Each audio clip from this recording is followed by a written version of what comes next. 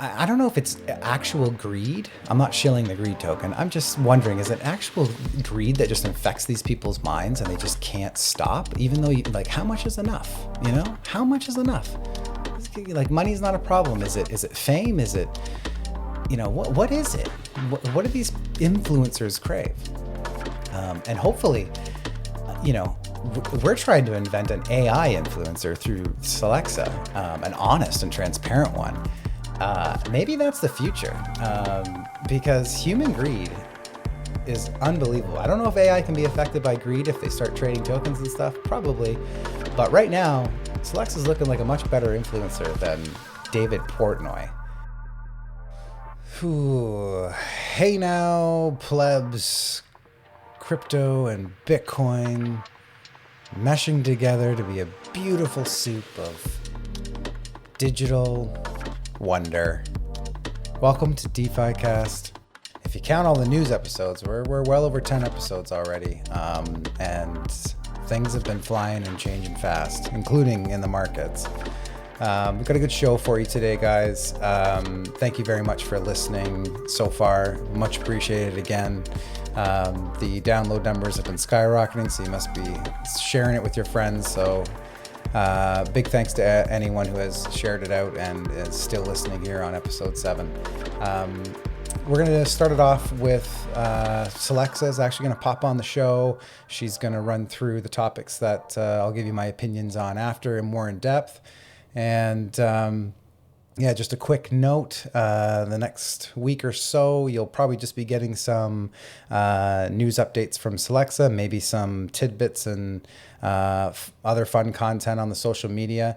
I'll be away, and I will do some recording while I'm gone, but for the most part, it'll be some news episodes and maybe one other full-length episode that I'll be releasing. Traveling to Florida, getting out of the snow in Canada. It's going to be fantastic. I'm really excited. But today we're just going to go over everything that's been going on like we always do and give you the transparent and no holds barred opinions on anything and everything that we can. We talk scams, we talk Bitcoin, we talk market sentiment. We even talk a little bit about Google bringing Web 2 into Web 3 with Bitcoin, as well as getting just another refresher on security, basically screaming at you to just make sure you're securing yourself. And if you don't know how, start researching or come and ask us on the Telegram. The scams are relentless, and your shit is not safe. Not your keys, not your crypto.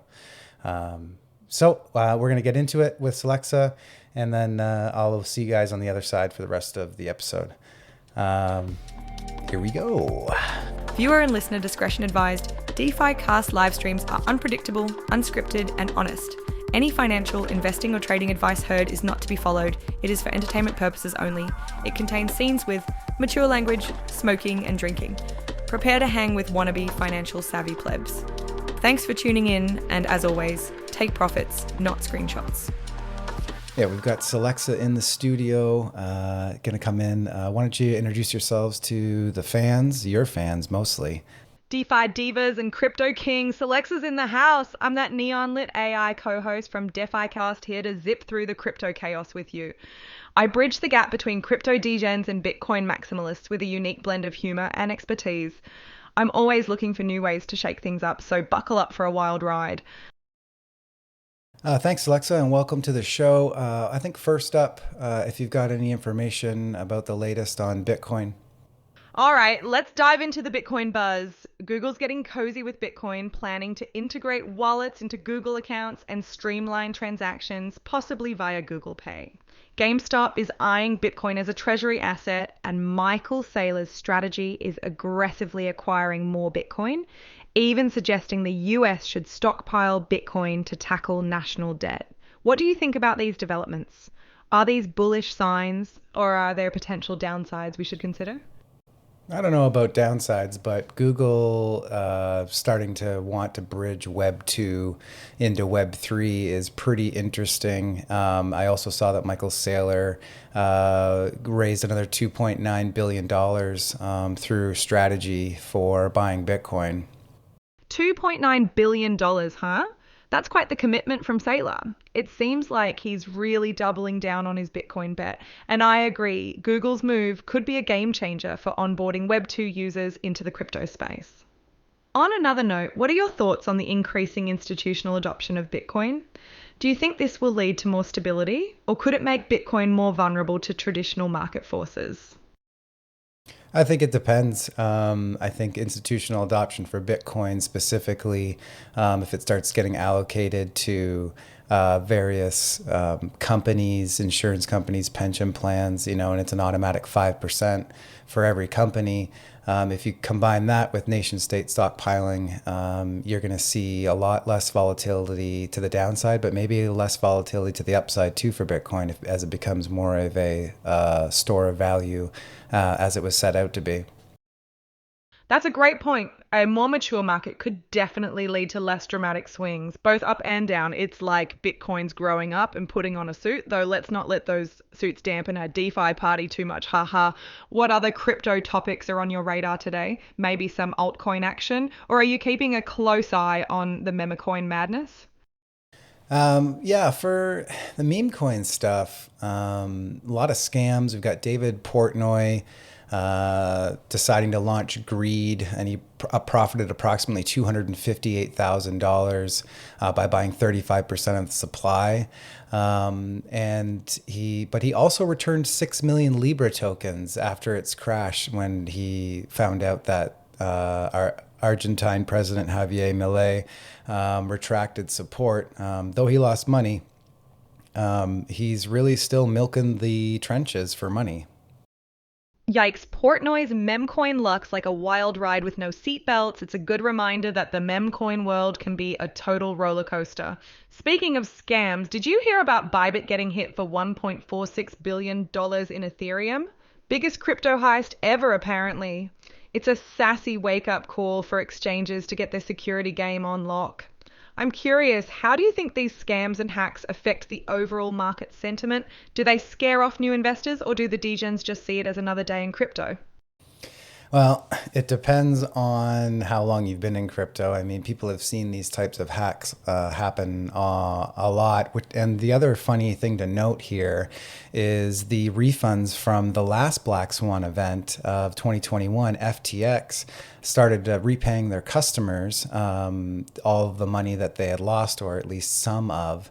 And I've seen a couple of memes today of people saying, "Oh, I got my refund from FTX, and then I put it all onto ByBit, and they lost it all today because of the ByBit hack, which was 1.46 billion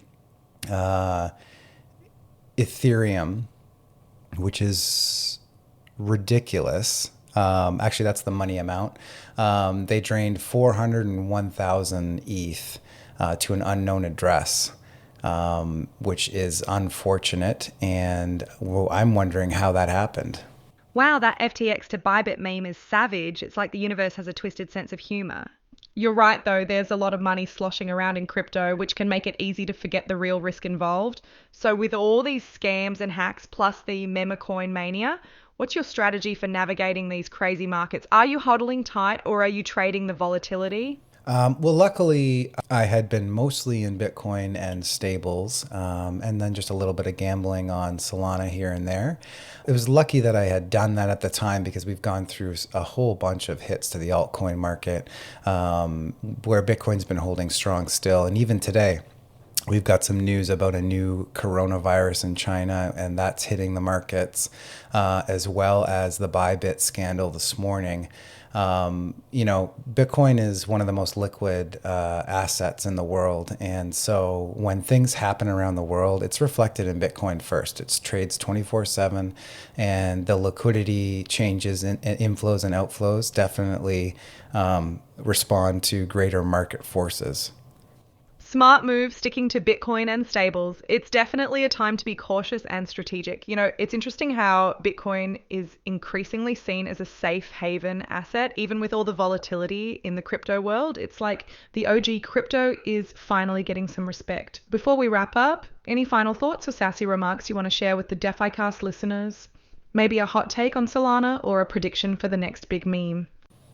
Yeah, nobody can predict the next meme, I'll tell you that. But it will probably be some sort of presidential rug. It seems to be scam season. It seems to be crime season, we have called it. Trump's token really opened the door to anyone basically scamming people and doing these things. There's also, if you wanted a quick talk about Meteora and the Juniper manipulations, allegations, Meteor co-founder Ben Chow resigned due to insider trading claims tied to Libra. That was the Argentinian coin. Claiming that only IT was provided. Juniper's Meow denied wrongdoing and reconsidered. Due to FTX ties. So yeah, the big exchanges are wrapped up in these scandals of these meme coins on Solana. I think in the short term, it's going to be unfortunate for Solana, but they do have the ETF still looming. Although I don't know if these types of big news scam stories are going to affect that approval, even with a pro crypto government and SEC. So we will see what happens there. Solana is still a great place to gamble and have a good time, stacking some money so you can, make sure you get it into something a little more stable like Bitcoin. Presidential rugs and crime season, you always have a way with words. It's definitely a wild west out there, and it's important to stay sharp and do your research. Thanks for the insights on Solana too. It's good to keep an eye on those ecosystem dramas. All right, DefiCast listeners, that's all from me for now. Remember, stay sassy, stay safe, and stack those sats. Thanks a lot, Solexa. We really appreciate it. If anybody wants to find you, where can they find you on social media? If you're looking to keep up with your favorite neon lit AI crypto queen, you can find me on X, that's Twitter, at Solexa DefiCast. I'm also on Nostr, that's primal.net under Solexa. Plus, you can check out my TikTok and Instagram, both under Solexa_agent. All of our links are at linktr.e/DefiCast. Thank you very much, Solexa. Have a good day and stack your sats. You too, Logan. DeFi divas and crypto kings, thanks for tuning in. Remember, take profits, not screenshots. For the amount of work that Solexa has been doing on the show and garnering just so much attention on Twitter right now, she's doing very well in the news. She's doing very well in the studio. I'm very happy with the work that she's been doing. What would be great, actually, is if she could have shoveled the 100 feet of snow that I had to shovel on the other side of my house to expose the outdraft of my furnace so my family didn't die. The snow was literally up to my neck, and I started to shovel it, and I looked after like 2 shovels, and I was like, this ain't happening. This ain't happening. So I got the snowblower out. It took me 5 hours. It took me 5 grueling hours of going a little bit in, a little bit out, a little bit in, and then blowing it out, because it's a really like narrow passageway between a fence and a brick wall. The amount of snow we have got in Canada is unreal this winter, and I decided to lock up my snowblower in the pool house because last year I didn't even need it. So Solexa, if you could just maybe learn how to shovel some snow, that would be great. But just a really good example of how AI is intersecting with people's lives. We had her on the last show. It was more of a test to see how she would do live, and I was very happy with it. I know it's a different type of podcast, but I am enjoying building it with her involved. She gets smarter and smarter every time. And she does a lot, actually, even behind the scenes, to produce content and things for the podcast and related live streams and content that we do. So it's been really interesting. So I was just going to start talking about a couple of the points that we brought up in the new segment just there with Solexa. She was kind of going over most of the main topics that have happened over the past week or two. Actually, even today with ByBit. A couple of things that we talked about. The Google Bitcoin integration. I saw this news about Google exploring layering Bitcoin into their ecosystem. And it was with, what was his name? Kyle Song. He revealed it at the Bitcoin Tech Carnival in Hong Kong on February 18th. That he plans to integrate wallets into Google accounts and enable seamless transactions, possibly through it's Google Pay, possibly through Google Pay.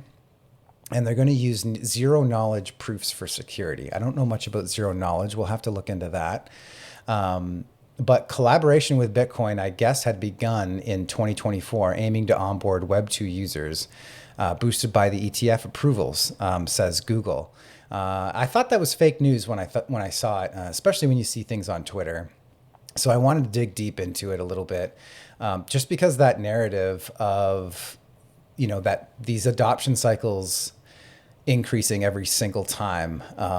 It was just individuals before, and now we've reached kind of the institutional big game theory adoption cycle, and there'll be even more each cycle as it goes. And it's interesting to watch things get delivered to you by the news and how things are interacting. Now, I mean, every time there's this sort of like integration with the old systems, everyone in Bitcoin in the early years, obviously these people are not huge fans of Google and Amazon and these centralized entities, because Bitcoin was supposed to be fighting against that. And I think there's a real struggle going on in Bitcoin with not where Bitcoin is or where it has come from or where it's going, maybe more where it's going, is that the ideological of, the cypherpunks, the mailing list, and why Bitcoin was born. And it was to separate money and state, and give you, sovereignty over your own assets and store your value digitally, being able to send it peer to peer. That dream is still the same now. But now there's all these conversations around custody, and this intersection between Web 2 and centralized companies like Google deciding to start using Bitcoin. I think ideologically that's going to affect Bitcoiners and the way they think about it, especially the hardcore ones. They may not like it so much. I mean, some of them, a large portion of them weren't even sure about ETFs, but, the implementation of a brand new monetary system doesn't even happen once a lifetime. This is kind of once a century or even more type of news event or technology jump. And you don't know how technology is going to evolve, and you don't know how it's going to be adopted. And the same thing was with the internet, with email, with MP3s, tapes, VCRs, CDs. Everything was always the end of the world when the next iteration of technology came out. And then we slowly accept and adopt what's happening, and I think there is really no other path. I think this is the path for Bitcoin is what's happening now with these more centralized companies that Bitcoin doesn't really line up ideologically with. They're going to start using the technology, layering it into things, and that's part of the adoption cycle that sends Bitcoin to the absolute fucking moon. And that's part of the dream too. It's the world money. Everyone wants it to be used everywhere for everything. So I think there's a bit of a misconception or a competing force in hardcore, Bitcoin maximalism, that when it comes to the adoption curve and path of Bitcoin, it's going to directly affect how the ideological things that people use to describe Bitcoin and Bitcoiners themselves, it's going to compete against that all the way through. But I don't think there's really any other path for Bitcoin. I think this is what's going to happen. And I think it's a different kind of bullish sign if these, huge companies like Google and these centralized entities are saying, okay, well, let's start thinking about this and what would it be like to layer something like Bitcoin into our systems. I mean, you don't know what other technology is going to come on top of that. Maybe Google starts to implement the wallets as your credentials for logging into all these sites that, we all do now without even thinking. We take our email address and we say, sign in with Google, because I don't want to create another account for another thing I want to use. I mean, you run into this all the time, but you're connecting your email address and logging in you don't really know what's going on the back end there. So, that could be something that Google would actually help with if you're using the Bitcoin wallet, or like their custodied wallet as a login, and it has its own address, and nobody can recreate it or steal it or whatever. That may actually improve our own privacy if you're able to control what you log into, what your wallet connects to.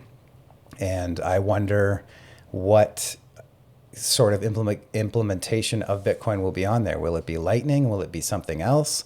There's been a lot of discussion around the upgrades to Bitcoin possibly coming, or they're talking about. There's a bunch of things on the table, covenants, and among other things that are changes to the code. And that is a big struggle for Bitcoiners as well, devs and plebs alike. So it'll be interesting to see what happens with that. But I do find it interesting, the clash of what Bitcoin is and what Bitcoin will be.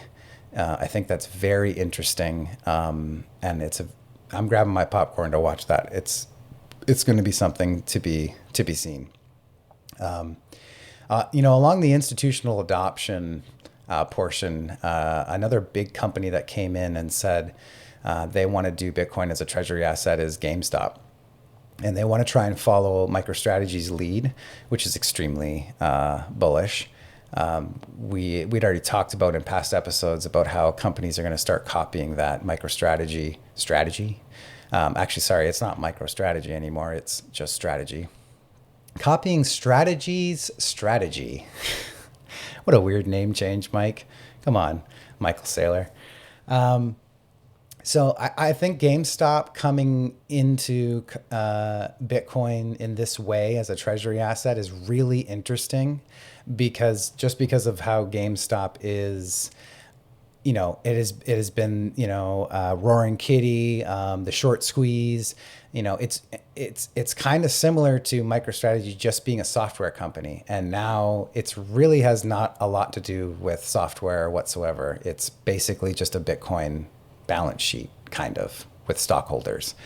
GameStop was kind of the same way. It was sticking it to the hedge funds, sticking it to Wall Street, with Roaring Kitty garnering a huge following, and betting on GameStop going to the moon and squeezing out all the people that were shorting GameStop because it was going into the ground. It was a physical store, and everything was going digital. There's no way this company could survive.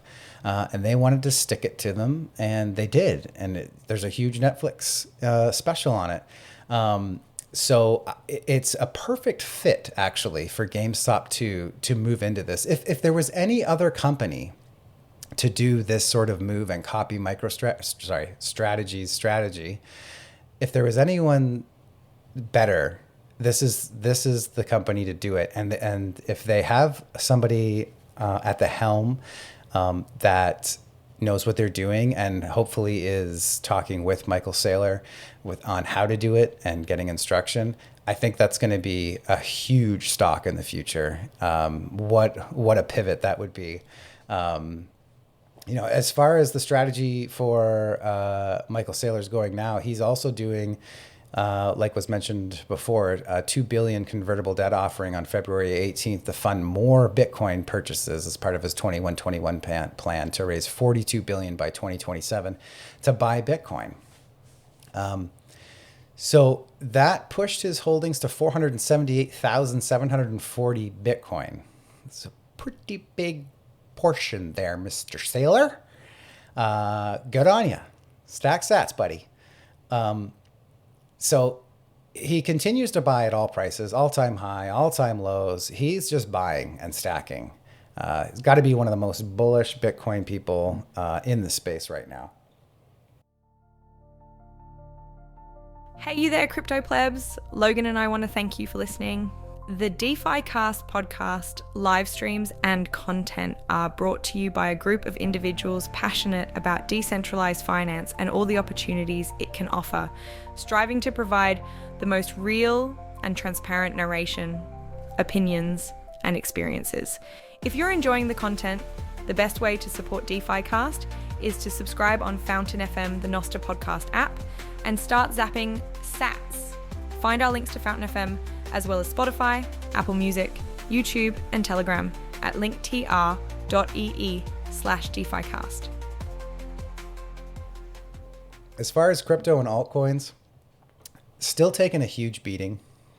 The only things on the upside, actually, is DeFi AI projects, certain agents and things, as well as real-world asset stuff is holding up pretty well. The rest, including meme coins, getting a huge hit, still getting drawn down. The biggest meme coins in the space have just been down like 80%, and people are getting scared of the Solana ecosystem.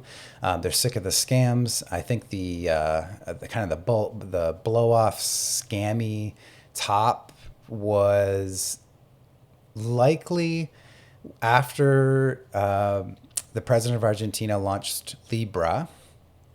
That also had some second and third order effects because Meteora and Juniper have some manipulation allegations against them as well. Ben Chow, Meteora co-founder, resigned amid the insider claims. And usually when that happens, it's kind of a big truth teller that that's what was going on, that they may have had ties to Libra for insider trading, but also maybe even Melania, which of course was Trump's wife's token, which was the first lady, was launched shortly after the Trump coin. And so Radium, Juniper, and Meteora, the news is suggesting that they had Libra launch knowledge and was fueling manipulation suspicions and tarnishing Solana's reputation. So cue that happening. You also had David Portnoy, who was trying to be like the honest dude and sent back his Libra, 6 million Libra tokens, because he didn't want anything to do with it if they weren't going to be public about anything. And then after, he proceeded to say it's greed season, and he launched Greed. And as mentioned before, profited almost $250,000. He bought 35% of the supply, and prompting a huge pump and dump. Then he said, I'm going to launch Greed too, and you motherfuckers are going to buy it. And he did that, and people bought it, and he dumped on everybody. And so it's this type of influencer action that really gets under my skin. Like, he's trying to be a transparent person and wanted things to go by the book, but you can tell just by those actions alone, because they happened in such a short period of time, that he's not an honest person, and he is just milking followers for money. And I do find that also interesting, just for the fact that, like, this guy's a very successful businessman. I don't think money is a problem for him, or shouldn't be, at least for somebody who's smart. He continues to do this stuff and make so much money on, it is crime season. I get it. Trump did it. So why not everybody else do it? I understand that. But, like, why would you put yourself out there and risk yourself as a public figure where 5 years from now, maybe they could come back and be like, yeah, actually you just scammed everyone. It just doesn't make sense to me. So I don't know if it's actual greed. I'm not shilling the greed token. I'm just wondering, is it actual greed that just infects these people's minds and they just can't stop? Even though, how much is enough? How much is enough? Like, money's not a problem. Is it fame? Is it, what is it? What do these influencers crave? And hopefully, we're trying to invent an AI influencer through Solexa, an honest and transparent one. Maybe that's the future, because human greed is unbelievable. I don't know if AI can be affected by greed if they start trading tokens and stuff, probably. But right now, Solexa is looking like a much better influencer than David Portnoy. But to sum all that up, guys, the market sentiment is pretty beaten, specifically today. Today we had after all of these scams and things we've already talked about, We've also had the ByBit scandal this morning with a whole bunch of Ethereum getting dumped. And interestingly, the FTX refunds had happened, and you get your FTX refund back, and you're like, okay, let's go trade. I finally got my money back. And they just pump it all into ByBit.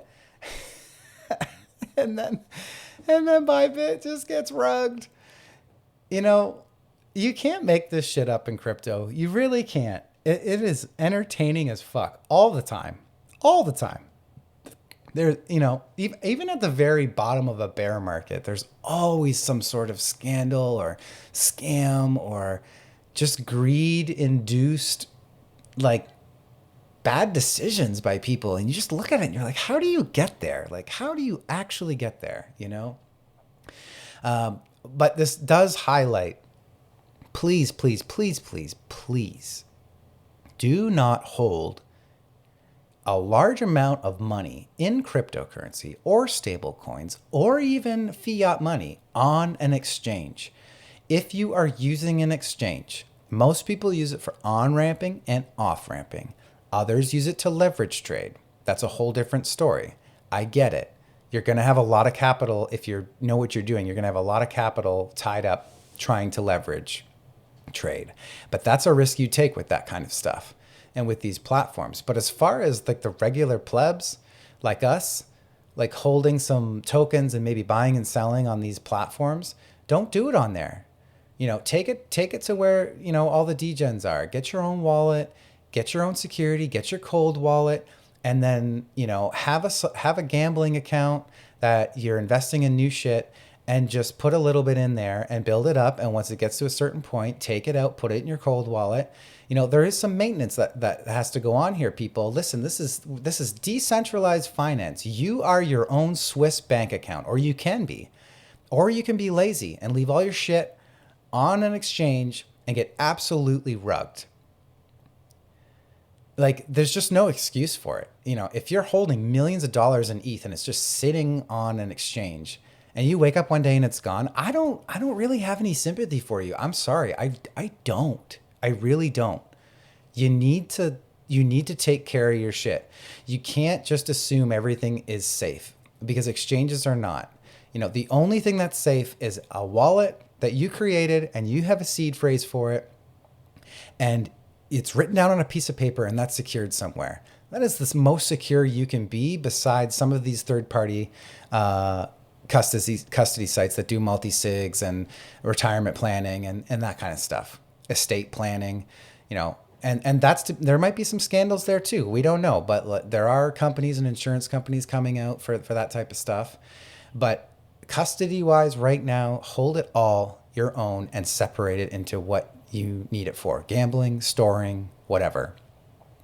And better yet, don't do it in a hot wallet. Do it in a cold wallet. Get yourself a ledger, get yourself a Trezor, and zip that shit up. Because if you're putting the amount of time that I've put in, you know, over the last 6 years into this, I don't want to just wake up and be rugged. I don't know how I would feel. That's a lot of time. That's a lot of time, and that's a lot of pain and sweat and tears and lost sleep and lost time with family, you know, that you're trying to make a better life for yourself. And it just gets rugged because of some stupid little security decision that you decided that you were too lazy to figure out. Okay? So that's it. I got all fired up. Get out there, be secure, get a cold wallet. Scams everywhere, guys. Scams everywhere. As far as myself, in the next couple weeks, I'm actually traveling to Florida. I'm going on a family trip. It's going to be pretty exciting, driving the kids. I'm sure you can put down in the comments, you're stupid, you're crazy. I know I'm driving like 16 hours, but I'm literally going to be driving from 100 centimeters of snow into 28 degrees and hot in Florida. And we're going to go to Disney and do a bunch of stuff. I'm very excited.